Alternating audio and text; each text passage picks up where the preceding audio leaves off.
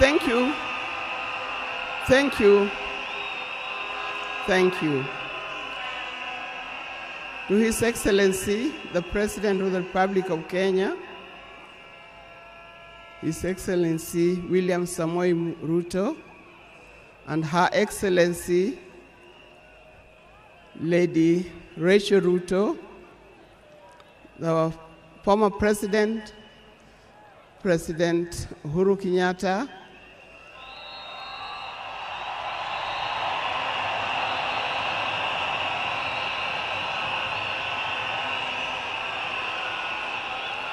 the visiting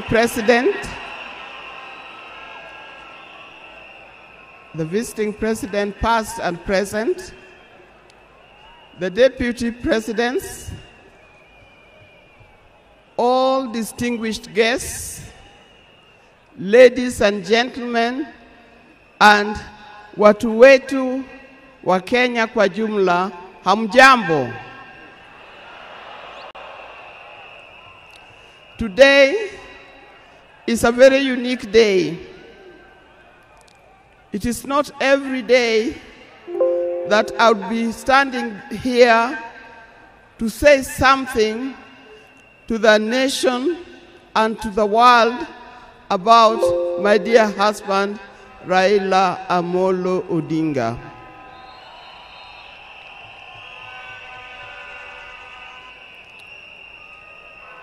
For those who don't know me, I've got a very long name. They call me Canon Dr. Aida Betty Odinga EST. Now, these names don't just come like that, but they are names that are given. I cannot forget the name that the public has given me called Min Pin.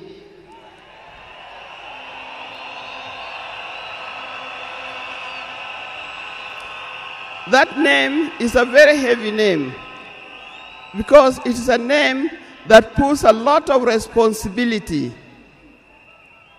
to the owner of that name.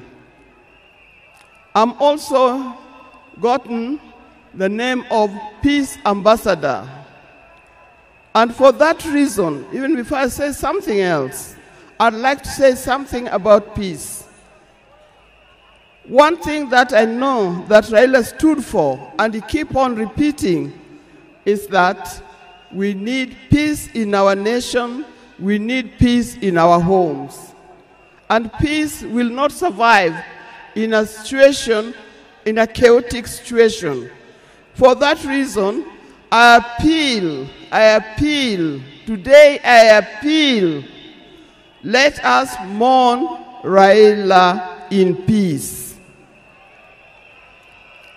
I know you are all concerned, I know you are all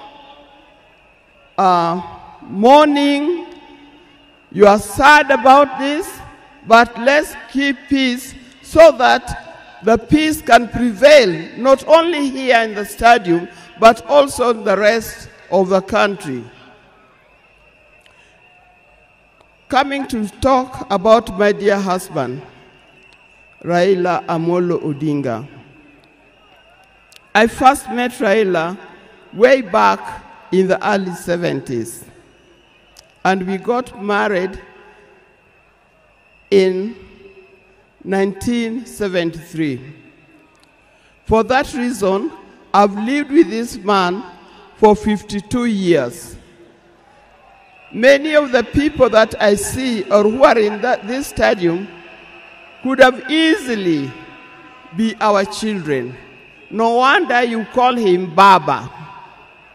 That name did not come from nowhere, but came from the experience and the life that he has lived with and relationship that he has had with some of these people.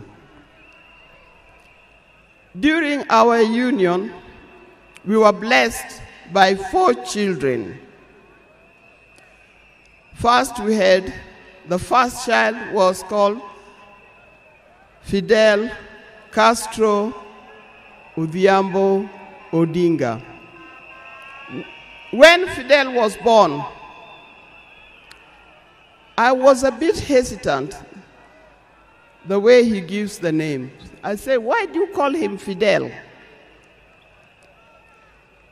Then he said he was a great admirer of Fidel Castro, and therefore he named his first child Fidel Castro Odinga. Later, we had the second child, Rosemary, and here again, Rose is the name of my mother, and Mary is the name of his mother.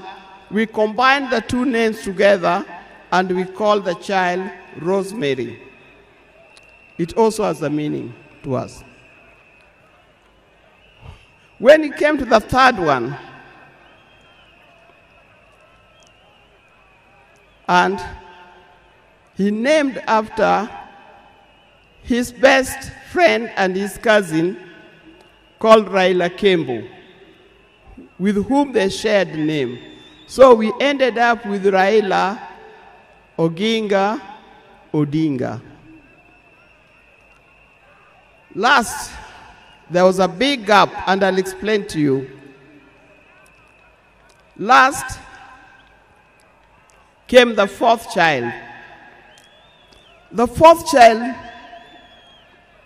when I went to the hospital, and you know those mothers, you know, you end up somewhere in labor ward.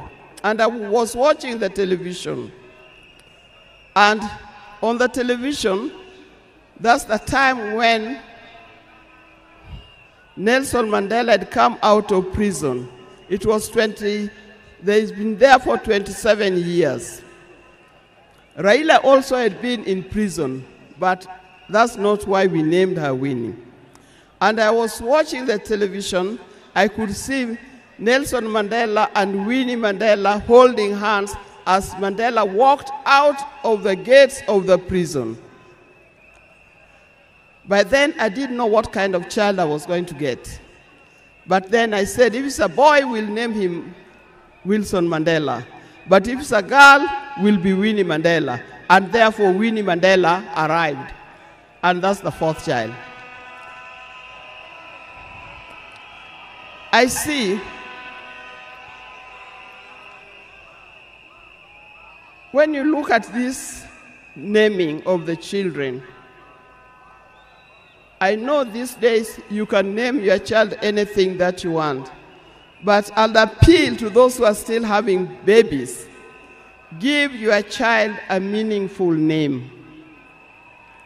Because you name them people you never saw, you never heard of, simply because it saw the name written somewhere. There's nothing wrong with giving our children the names of the people who in our lives we think are the heroes. Our life was not smooth life. Just like any other family, there's been ups and downs. But as we continue living together, we've learned how to cope because we all have weaknesses and strengths. We learned to talk straight to one another. We learned to speak the truth, and we learned to forgive and move on. Now that forgiving spirit was not only in the home, but is something that has spread to the Kenyan. You've seen how many times he has tried in the elections, but that forgiveness is paramount. So please don't carry grudges from one generation to another and from one group to another. We are all Kenyans. We are all Kenyans. We are sisters and brothers. We must learn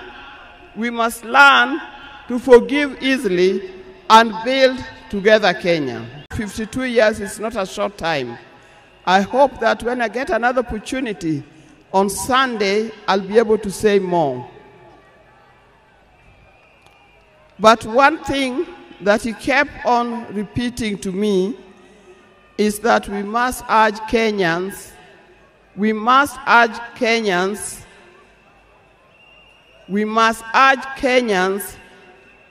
to live in peace. He kept on repeating that. We must repeat it to our Kenyans, we live in peace. Raila hated dishonesty. He hated dishonesty. He hated greed.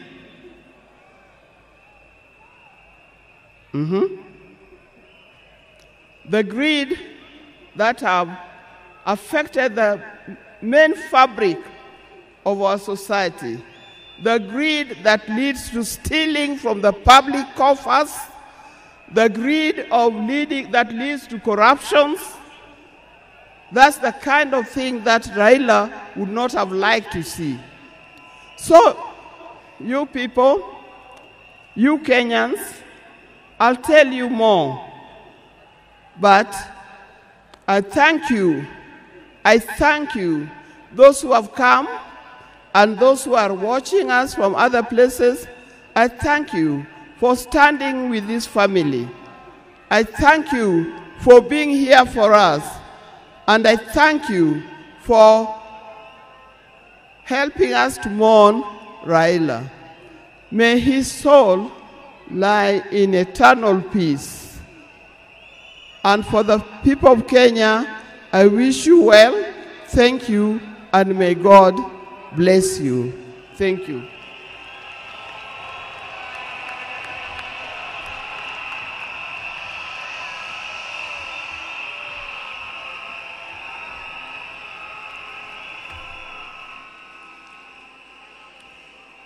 Fellow monarchs, we are moving towards the end of this occasion, the first part, so that we can allow a second part that is going to take place in the afternoon.